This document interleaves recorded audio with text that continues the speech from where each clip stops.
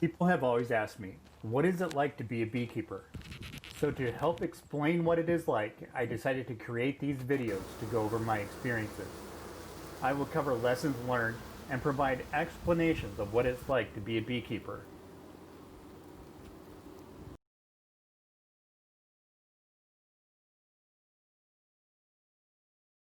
I hope you enjoyed my adventures in beekeeping.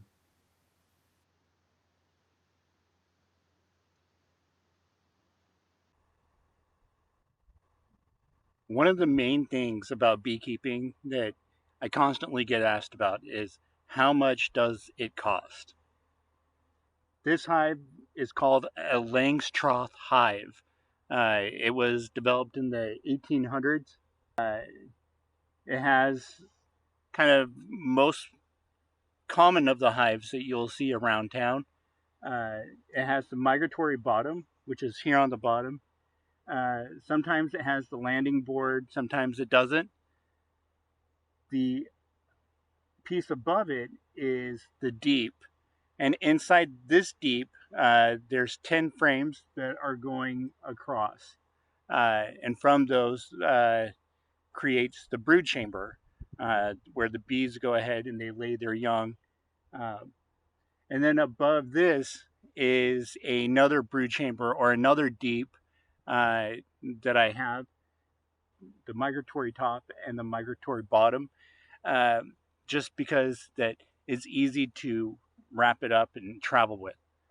You can easily put um, a strap around it in order to pick it up and move it from one place to another. Typically, this is what you're going to get with your basic run of the mill hive. These typically cost about $200. If you're looking to replace the deep, you're looking at about $50 or so, depending on where you're getting it from. Now, these starter kits that you get will typically have, a mask, a smoker. I would really recommend getting those for your first hive, and that is just it for the Langstroth hive themselves. The bees are going to run you anywhere between $75 to $150, depending on the type of breed that you want, and when you want to get them. Obviously, the time to get them is somewhere in March to about May. Uh, you can go ahead and put out a swarm lure, hoping to get a free swarm of bees, but that can be kind of tricky. Uh, Sometimes the bees that are swarming, they have an older queen. So if she is in there and she's about 3 to about 5 years old, it's not worth keeping that swarm. So typically, you're just keeping the swarm until they go ahead and they can set up again. And then what you would want to do is create a brand new queen.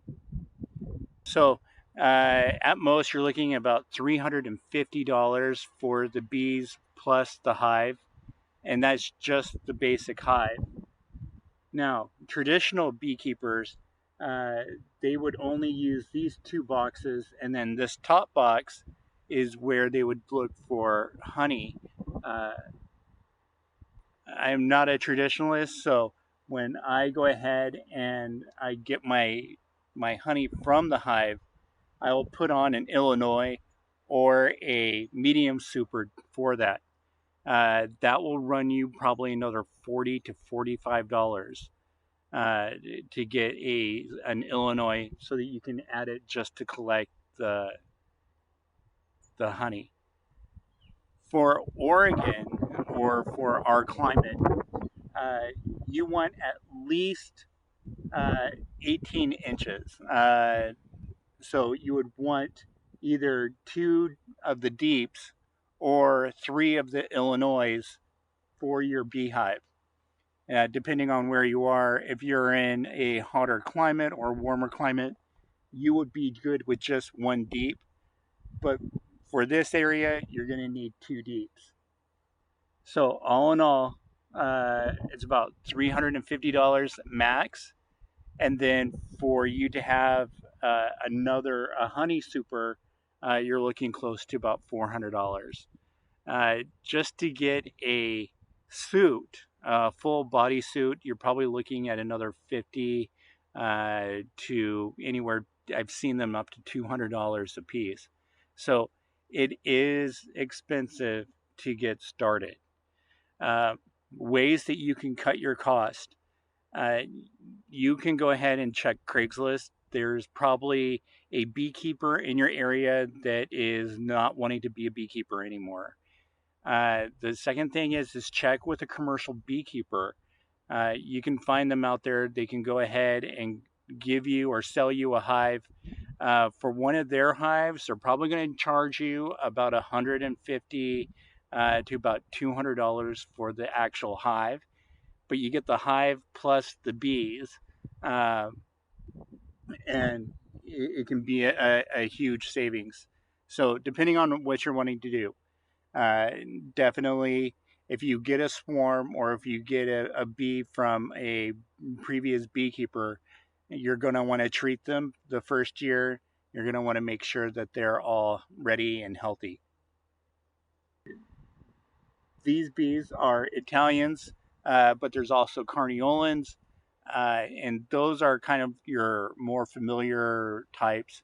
Uh, how they label that is a different story. You're looking more at like the queen being more of a thoroughbred than anything. But um, that being said, you're not going to get honey your first year. If you do, that's pretty much a miracle. But in most cases, you're just going to get your straight up hive.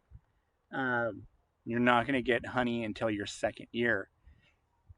Like I've said before, in your Illinois or when you do your harvest and you extract the honey, you're typically only getting about 3 gallons per hive.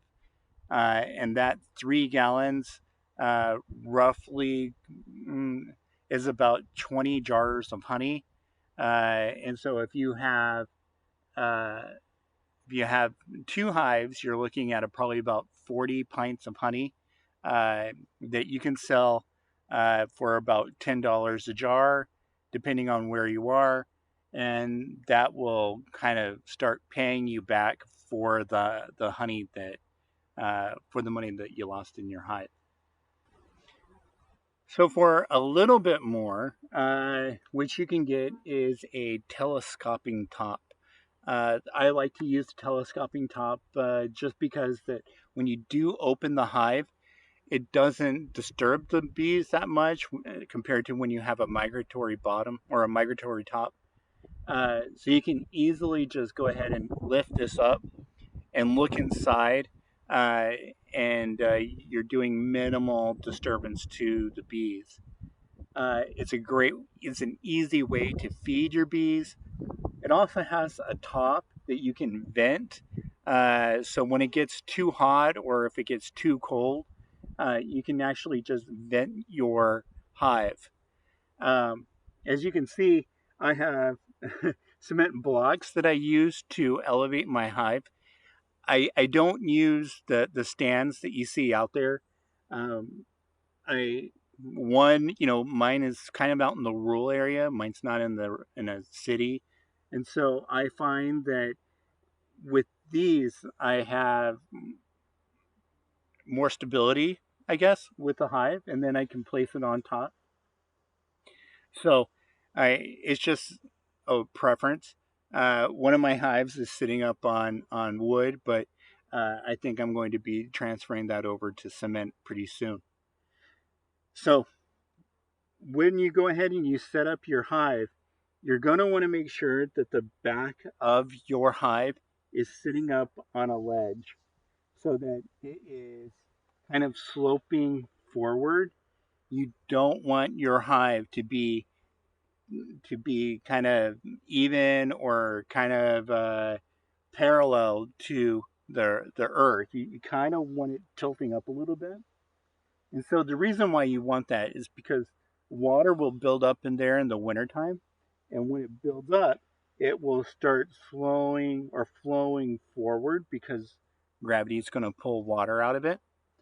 And then you're going to want to make sure that your front always stays clear, but you want to angle your hive just a bit so that you know that if water builds up in here, that it's going to go ahead and just flow out of there.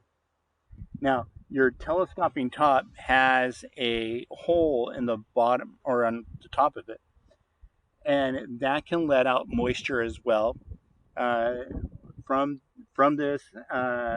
And you can also go ahead and regulate the temperature inside so that your bees will be happy. But one important thing is just making sure that you're managing and looking at your hive. When you have your hive, if you have more than one hive in your immediate area, you want to make sure that they are about 6 feet apart from each other and that they're pointing in two different directions. This will help the bees look at where your hive is compared to the next one, and so they'll be able to remember which one is their home. You also don't want to move your hive. You want to keep it in one place and one place. If you do have to move it, you want to make sure that you're only moving it about a foot at a time.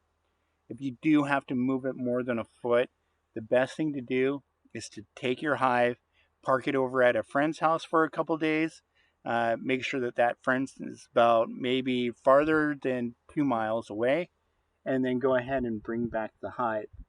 Uh, so you want to make sure that where you have your hive is going to stay that way, and what direction of the hive is pointing is very important as well.